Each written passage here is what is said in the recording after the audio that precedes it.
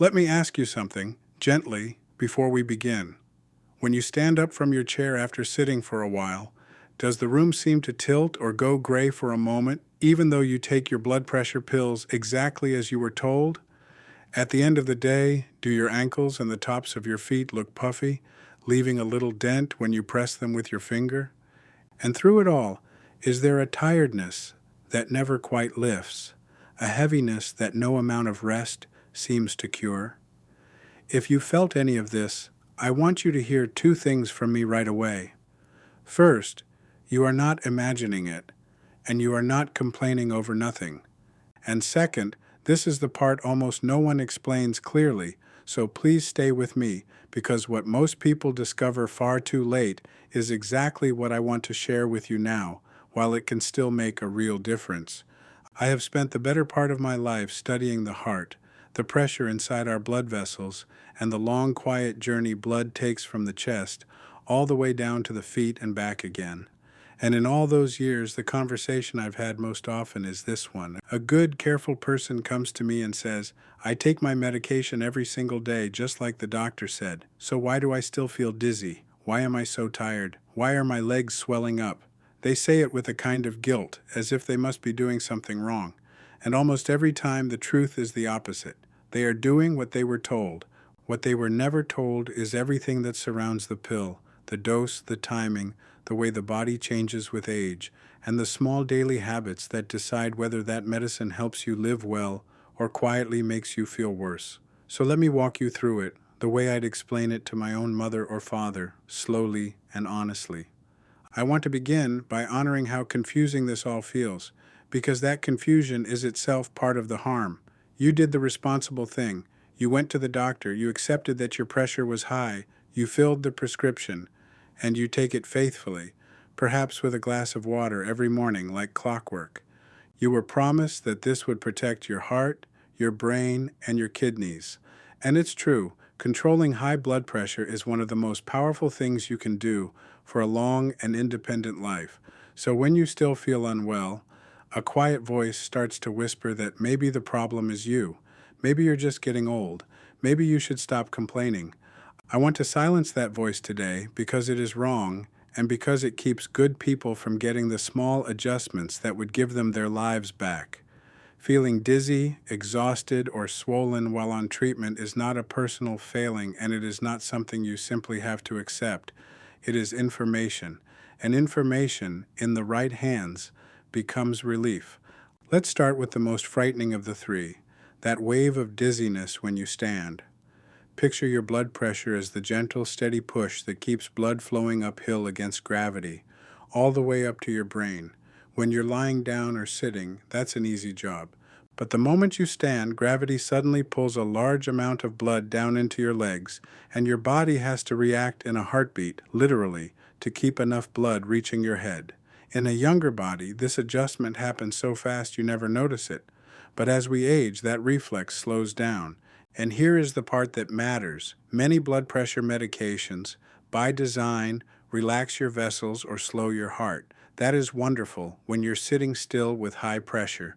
But when you stand, that same relaxed system can be a beat too slow to catch you, and your pressure drops for a few seconds before it recovers.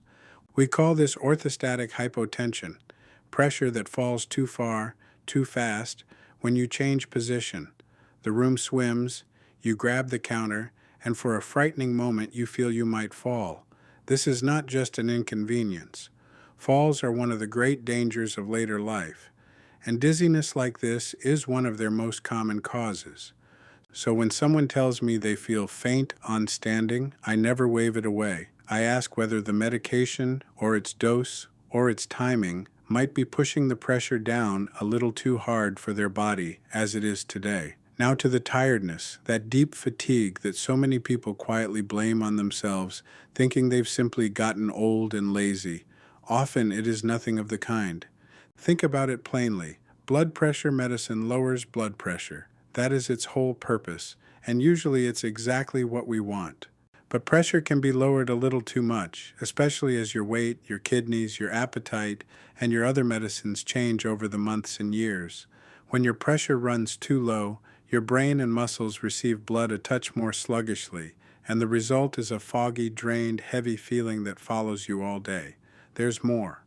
One whole family of these medicines, the beta blockers, names like metoprolol, atenolol, carvedilol, works in part by slowing your heart rate. A calmer, slower heart is often a healthier heart, but for some people, a heart rate that's been slowed too far means less get up and go, less energy to climb the stairs or walk to the mailbox without feeling spent. And there is a third hidden thread: certain pressure pills, especially the diuretics, the water pills like hydrochlorothiazide or furosemide, flush out not only excess fluid, but also important minerals such as potassium, sodium, and magnesium. When those minerals drift too low, the body answers with exactly the symptoms people dismiss: weakness, fatigue, muscle cramps, and a strange wrung-out exhaustion. So when I hear "I'm just so tired," I don't hear an old person making excuses. I hear a body asking me to check whether its pressure is too low, its heart too slow, or its minerals too thin. And then there are the swollen legs, the puffy ankles, the socks that leave deep marks by evening. People assume swelling always means the heart is failing, and they frighten themselves badly. Sometimes the heart is indeed part of the story and must be checked. But here is something that astonishes most people when they learn it. One of the most common blood pressure medications in the world, a class called calcium channel blockers, and especially amlodipine, very frequently causes swelling in the legs and ankles as a side effect. It isn't because fluid is overwhelming the heart. It's because of how the medicine relaxes the small vessels, allowing a little fluid to seep into the tissues of the lower legs. I cannot tell you how many people have spent months terrified that their heart was giving out, when the swelling was a well-known, manageable effect of a single pill, something a doctor could often address by adjusting the dose, adding another medicine that balances it, or making a thoughtful change.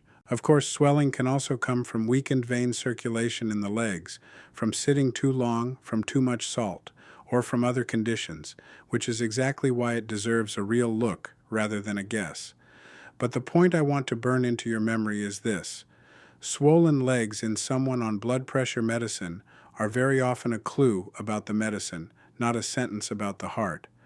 Before I go on, I want to slow down on something that quietly makes all three of these worse, because it's the piece almost everyone overlooks.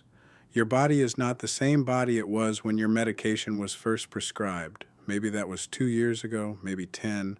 In that time, your weight may have changed, your kidneys may have aged, your appetite may have shrunk, you may have started eating less salt or drinking less water, and you've almost certainly added or changed other medicines along the way. Every one of those shifts changes how your blood pressure pills behave inside you. A dose that was perfect 3 years ago can slowly become too strong, not because anything went wrong, but simply because you changed and the prescription didn't. This is why so many people end up dizzy, drained, and swollen while doing absolutely everything they were told. The instructions stayed frozen while their body kept moving. That is the heart of what it means to discover something too late. Not that you failed, but that no one sat you down and explained that medication is a living relationship that needs to be revisited, not a set and forget decision made once and never touched again. Let me also name the everyday triggers that tip a well-managed person over the edge, because knowing them gives you back a great deal of control. Heat is a big one. On a hot day, or in a hot bath or shower, your vessels open wide to release heat and your pressure naturally falls. Pile a blood pressure pill on top of that and the dizziness can become severe. Dehydration does the same thing. Older bodies feel thirst less sharply, so many people walk around mildly dry without knowing it, and a dry body has less blood volume to keep the pressure up. Alcohol can drop your pressure further and worsen the lightheadedness. A large meal pulls blood toward the gut for digestion and can leave you faint afterward, something we call post-meal hypotension. And the quiet danger of the night, getting up to use the bathroom in the dark, half asleep, when your pressure is at its lowest and your reflexes are slow, is one of the most common moments for a fall. None of this means you must live in fear. It means that on a hot day, after a bath, after a drink, after a big meal, or in the middle of the night, you rise especially slowly and give your body the extra moment it needs. And there is one more organ I have to bring into this story because it sits silently at the center of blood pressure: your kidneys. Your kidneys and your blood pressure are locked in a lifelong partnership. High pressure can slowly damage the kidneys, and struggling kidneys can in turn drive pressure up and cause fluid to build in your legs. Several blood pressure medicines, the ones called ACE inhibitors and ARBs, names ending in pril like lisinopril or in sartan like losartan, work directly on the kidney's pressure system, and they're often excellent for protecting it. But they also need to be monitored because they affect your potassium and your kidney function, which is one more reason those simple blood tests your doctor orders are not a formality. They are the dashboard that tells us whether the whole system is in balance. When I see someone with stubborn swelling and fatigue, the kidneys are always part of what I'm thinking about, and they should be part of the conversation you have with your own doctor too. So now you can see the thread running through all three of these. The dizziness, the fatigue, the swelling, they are not random cruelties of age, and they are very often not signs that you are failing or that your medicine is bad. They are signals. They are your body telling you that the balance between your medication, your dose, your timing, and your daily life has drifted and needs attention. And the cruelest part, the thing so many discover too late, is that people suffer in silence for months or even years, assuming this is just how it must feel now, when very often a careful conversation and a few adjustments could give them their steadiness, their energy, and their comfort back. This is the right moment to tell you something, because once you understand that all of this lives or dies on how well your pressure is truly managed, the next step becomes obvious. So many people ask me how they can actually support healthier blood pressure in their daily lives beyond just swallowing a pill and hoping. Because that question matters so much, we've put together a complete guide and left it in the very first link in the description, a guide on how to improve your blood pressure naturally and build the habits that protect your heart and keep your circulation strong. Please think of it not as something to buy, but as a companion to this very conversation, a way to keep learning once the video ends. It walks gently through the everyday choices that help your pressure stay in a healthy range, so the medicine you take has the best possible chance to help you instead of weigh you down. Now let me give you the part you can actually act on, the real solution, with no vagueness. And I must begin with the most important rule of all, the one I'd shout from the rooftops if I could. Do not, under any circumstances, stop your blood pressure medication or change your dose on your own because of what you've heard today. Stopping these medicines suddenly can be far more dangerous than the side effects themselves. It can send your pressure dangerously high. Everything I'm about to tell you is meant to make you a wiser, more active partner with your doctor, never to replace them. So here is what wisdom looks like in practice. The first and most powerful thing you can do is measure your blood pressure at home, with a simple arm cuff, at the same times each day, and write the numbers down. Take a reading in the morning before your pill, and another in the evening. If you feel dizzy, sit down and measure both sitting and then standing if you safely can. These numbers are gold. They turn a vague, "I feel off," into hard evidence your doctor can use to adjust your dose, change the timing, or switch you to a medicine that fits your body better today. So many problems that drag on for months are solved in a single visit once the doctor can actually see what your pressure is doing at home. Second, understand your own medicines by their family so you can speak intelligently with your doctor. If you're on a diuretic, ask whether your potassium and other minerals should be checked, because that fatigue and those cramps may be a simple, correctable shortage. If you're on a beta blocker and feel exhausted or notice a very slow pulse that's worth raising, your heart rate may have been slowed more than you need.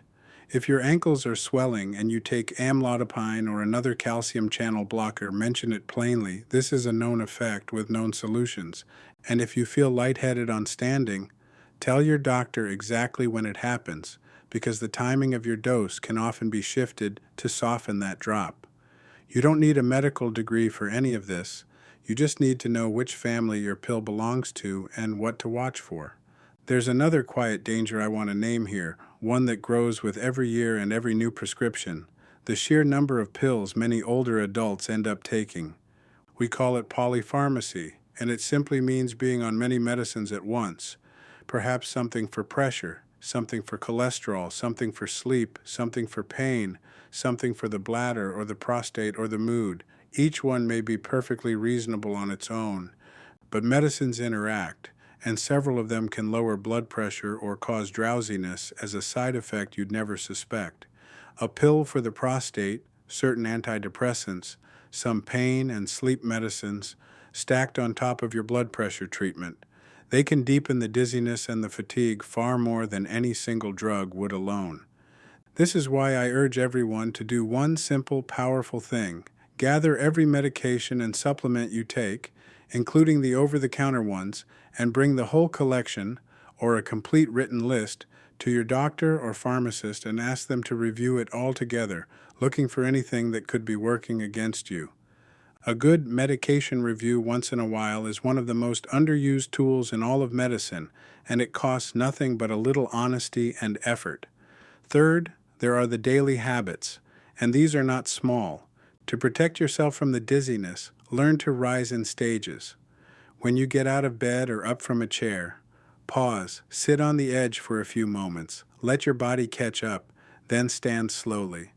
Stay well hydrated, because being even a little dry makes those pressure drops worse. To ease the fatigue and the swelling, keep your salt modest, because excess sodium both raises pressure and holds water in your legs. Feed your body the minerals it needs from real food, the potassium and magnesium in leafy greens, beans, bananas, and other whole foods, rather than chasing them with pills you haven't discussed with your doctor. Move gently every day. Even a short, easy walk pumps blood out of your legs and keeps your vessels responsive. For the swelling specifically, raise your legs above the level of your heart for a little while each day and ask your doctor whether simple compression stockings might help push that fluid back where it belongs. Protect your sleep, keep your weight in a reasonable range, and keep every one of your medical appointments. None of these are dramatic. Together, they change everything. Let me spend a little more time on each of these habits, because the difference between knowing them and truly living them is enormous, and the details are where the relief actually hides. Take the simple act of standing. I want you to make it a deliberate ritual, not an afterthought. When you wake, don't spring up. Sit on the edge of the bed. Let your feet rest on the floor. Take 3 or 4 slow breaths. Perhaps pump your ankles up and down a few times to wake the circulation in your legs, and only then rise with a hand near something solid. The same applies after any long sit, after meals, and after the bath. It takes 10 extra seconds, and it can be the difference between a steady morning and a fall that changes your life. I have seen people cut their dizzy spells dramatically with nothing more than this one patient habit. On hydration, aim to sip water steadily through the day rather than gulping it all at once. And remember that coffee and alcohol can work against you. If your doctor hasn't restricted your fluids for heart or kidney reasons, gentle, consistent drinking helps keep enough volume in your vessels to hold your pressure steady when you stand. On salt, you don't need to make your food joyless. You need to become aware of where the hidden salt lives, because most of it isn't from your shaker at all. It hides in bread, in canned soups, in processed and cured meats, in restaurant meals and frozen dinners. Cooking more of your own food from fresh ingredients is the single most powerful lever most people have, and it quietly lowers both your pressure and the fluid pooling in your legs at the same time. On minerals, let me be precise, because this is where people hurt themselves with good intentions. Potassium and magnesium are wonderful for blood pressure and for muscle and nerve function, and the safest, wisest way to get them is from real food: a banana, a handful of beans, leafy greens, nuts, a baked potato with its skin.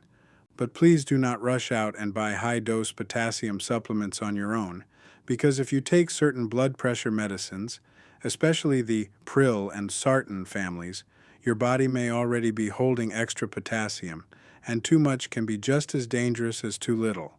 This is the perfect example of why food first and your doctor second is the golden rule. Let your meals carry the minerals, and let your blood tests guide anything beyond that. On movement, I never ask older people to punish themselves at a gym. I ask for gentle, regular motion, a walk after each meal, even a slow one around the house or yard, rising to move a little every hour instead of sitting for long, unbroken stretches. The calf muscles are a second heart for the lower body. Every step you take squeezes blood and fluid up and out of your legs and back toward the chest. A body that sits all day lets fluid settle and pool, which is part of why the swelling is always worst in the evening. And for that swelling directly, give yourself permission to lie back for 15 or 20 minutes a day with your legs propped up on pillows, higher than your heart, and let gravity finally work for you instead of against you. Ask your doctor whether graduated compression stockings are right for you. For many people, they are a quiet daily relief, gently pressing the fluid out of the legs all day long, and keep an eye on your weight, not out of vanity, but because every extra pound asks your heart and vessels to work harder against more resistance. And let me be clear about when to stop being patient and act quickly, because this matters. If you ever have chest pain, sudden severe shortness of breath, fainting rather than just mild dizziness, swelling that appears suddenly in only one leg with pain or redness, or a blood pressure reading that is alarmingly high or alarmingly low, do not wait, seek medical help right away. Those are not manage-it-at-home symptoms. The everyday tiredness, the mild puffiness, the brief dizziness on standing, those are the things to bring calmly to your next visit. The sudden and severe are the things that need help now. Knowing the difference is part of taking good care of yourself. One more idea I'd like to plant gently because it surprises people. The right blood pressure target is not the same for everyone, and it can shift as we age. For a younger person, doctors often aim quite low to protect against future disease. But for someone older, frailer, or prone to dizziness and falls, chasing too low a number can do more harm than good. The danger of fainting and falling can outweigh the benefit of squeezing the pressure down a few more points. This is not me telling you what your number should be. Only your own doctor, who knows your whole story, can decide that. It's me telling you that there is a real, thoughtful conversation to be had about whether your personal target still fits the person you are now. Many people have never been told that the goal can be individualized, and simply asking, "Doctor, given my age and how I'm feeling, is my pressure target still right for me?" can open the door to exactly the adjustment that ends the dizziness and restores the energy. You are allowed to ask that question. In fact, you should. I want to gather all of this into one simple picture you can carry with you. If you take blood pressure medicine and still feel dizzy when you stand, tired all the time, or notice your legs swelling, the answer is almost never to suffer in silence and almost never to quietly stop your pills. The answer is to become a careful observer of your own body. Measure your pressure at home and write it down. Learn which family your medicines belong to and their common effects. Bring real numbers and clear descriptions to your doctor so the dose, timing, or choice of medicine can be adjusted to the person you are today. And surround all of it with the daily habits: rising slowly, staying hydrated, easing the salt, eating mineral-rich whole foods, moving gently, elevating your legs, and sleeping well, that let the medicine help you instead of harm you. That is the whole of it. That is what so many people learn only after years of needless suffering, and what you now know today. And since the strength of everything we've talked about rests on how well your blood pressure is truly cared for, let me remind you one more time gently. If you'd like to go deeper into practical, real-world ways to improve your blood pressure naturally and protect the health of your heart, we've left a complete guide in the first link in the description. It expands on exactly this, and it's there waiting for you whenever you're ready. Treat it as the next step in the same conversation we've had here. And finally, from my heart to yours, if this gave you something worth holding on to, if it helped you look at your own body with a little more understanding and a little more hope, and maybe took away some of the fear, I would be truly grateful if you would subscribe to the channel. I'm continuing this journey one honest conversation at a time, and there is so much more I want to share with you about staying steady, strong, and independent through all the years ahead. So subscribe, stay close, and take good care of yourself. I'll be right here, and I'll see you in the next one.